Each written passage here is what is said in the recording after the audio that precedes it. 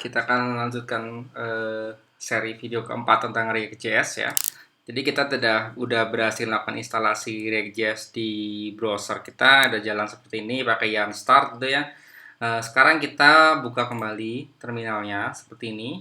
Kita bikin tab baru ya. Oke, kita cek directory ke dokumen dulu karena saya tadi dokumen kemudian ke Oke.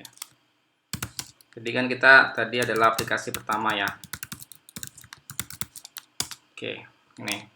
Dan kita akan buka dengan Visual Studio Code ya. Pakai kode ini titik.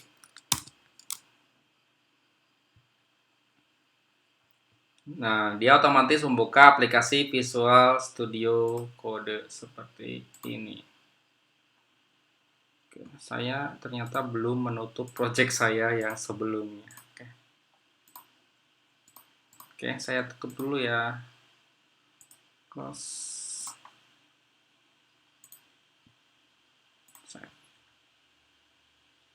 Oke. Jadi saya ulangi ya, kode seperti ini. Dia akan membuka Visual Studio Code. Nah, namanya adalah aplikasi pertama. Seperti ini ya, teman-teman ya. Nah, jadi kalau teman-teman udah berhasil install, itu ada beberapa file ya dan folder. Ada folder node modules, ada public, ada src, ada git ignore, dan package.json. Ya, kalau kita klik package.json-nya, kita sudah menginstal React, dependencies-nya ada React DOM sama React Script seperti ini. Nah, di src ini ada beberapa file dan CSS atau JavaScript, JS, dan ada juga logo yang sudah dipakai sebelumnya. Ini ya. Oke, jadi untuk kita kenalan dulu bagaimana cara si React ini bekerja gitu ya.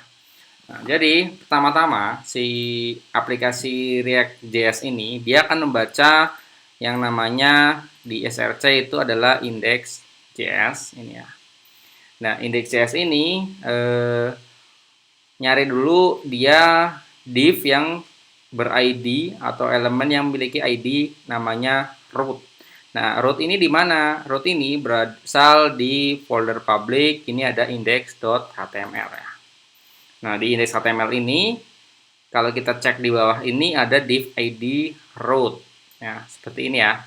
Jadi si index.js ini dia akan mengenerate semua data atau tampilan menggunakan sebuah komponen yang akan dipasang di virtual DOM ya, menggunakan virtual DOM yang berada di index.html dengan elemen dengan ID root ya. Ini ya. Jadi nanti HTML-nya cukup satu, cuma nanti datanya bisa berubah-ubah. Kita cukup pakai satu HTML aja, tapi nanti komponennya kita bisa manipulasi datanya sehingga terkesan ini HTML-nya banyak gitu atau tampilan websitenya banyak, padahal dia cuma baca menggunakan DOM atau perubahan DOM. Nah, ini konsep virtual DOM ini yang diterapkan di si React.js. Ini ya. Oke, kalau kita di sini ada app gitu, berarti dia akan membaca yang namanya komponen app. Kita cek di sini ada import app from titik app. Kalau kita cek nih ada tulisan modul gitu ya, modul user nama aplikasi src slash s3 app. Berarti ini app.js ya. Dia bikin sebuah komponen namanya komponen app yang return sebuah tampilan HTML. Nah, ini HTML ini yang dimaksud dengan JSX. Jadi kita bisa memasukkan HTML kode di dalam JavaScript. Ini yang dimaksud dengan JSX ya.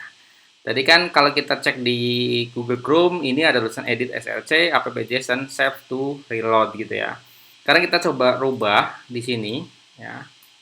Kita hello world gitu. Nah,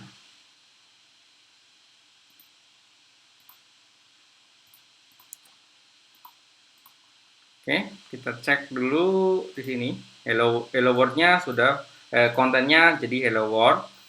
Ya, kita coba tambahkan jar React gitu ya. Nah, maka di sini dia akan berubah secara otomatis menjadi belajar React. Nah, kalau kita cek di index.js, berarti dia kan pertama dia baca app ya. Berarti ini app.js. Gitu. Oke, itu cara kerjanya. Kemudian bisa nggak saya hapus ini gitu, headernya? Boleh aja, kita hapus. Gini, kita rubah sebagai dengan H2 misalnya. Misalnya, hello, ini adalah JSX di React gitu ya. Seperti ini. Maka dia juga akan berubah sendiri. Kenapa ini di tengah? Karena dia masih menggunakan CSS dari si app. Kalau kita kasih komentar seperti ini, berarti dia sudah nggak berfungsi lagi CSS-nya. Dia akan berada di sini. Oke ya, teman-teman ya. Jadi itu di sini nanti kita cara pakainya, nanti kita bikin file-filenya ada di sini ya, di folder src. Kemudian kita bisa naruh juga file CSS atau image juga, nanti semuanya ada di sini gitu.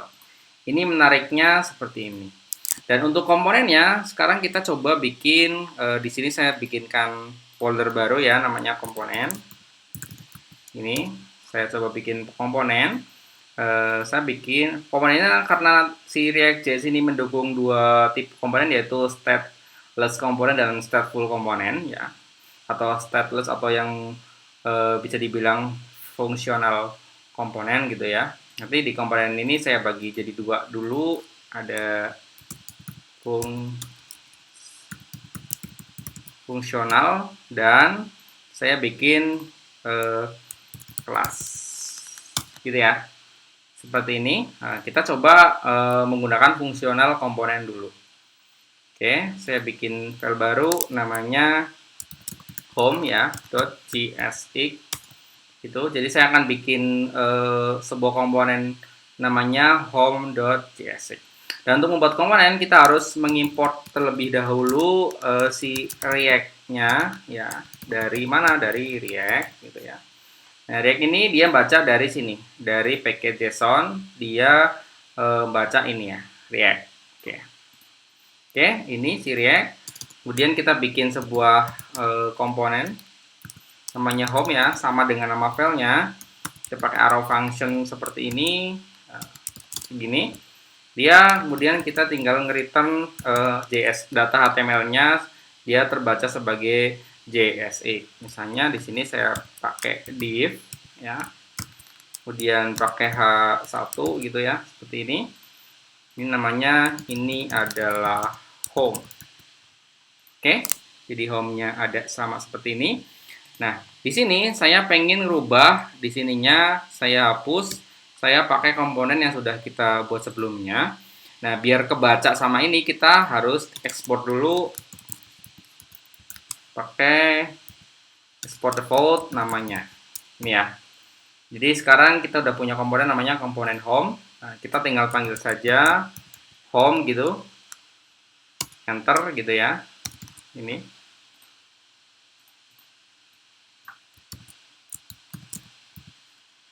Nah, dia akan auto import gitu ya. Auto import secara langsung dari komponen, kemudian fungsional ada home gitu ya. Kalau kita cek di sini, datanya sudah berubah menjadi data home. Gitu. Kita bisa menambahkan multiple home gitu, misalnya datanya seperti ini ada 4 gitu. Oke, seperti ini. Oke. Dan akan bermasalah ketika komponennya itu menjadi seperti ini, ya. Jadi dia akan error seperti ini, karena dia harus dibungkus dengan sebuah divisi atau komponen lain. Jadi kita harus memiliki komponen pembungkus. Nah, sekarang saya pembungkusnya adalah div. Gitu ya. Ini untuk fungsional komponen. Oke. Sekarang kita misalnya bikin kelas komponen, bisa juga, yaitu dengan cara bikin file baru. Misalnya saya bikin beranda aja ya, beranda.csx seperti ini. Sama ya, kita ngimport dulu React from React seperti ini, sama ya. Cuman kalau di sini ada kelasnya, ya, kelas beranda gitu ya. Nah, dia nge-extend ke React komponen gitu ya, seperti ini. Nah, sekarang dia render dulu, render apa namanya, render HTML dulu gitu ya. Jadi kalau teman-teman buka di sini, nih perbedaan antara saya tadi udah perbedaan antara si fungsional komponen dengan kelas komponen itu apa gitu. Jadi di slide saya belum jelaskan secara detail bahwa kita harus memahami perbedaan antara si fungsional komponen dan kelas komponen gitu ya. Sebentar, saya buka dulu. Nah,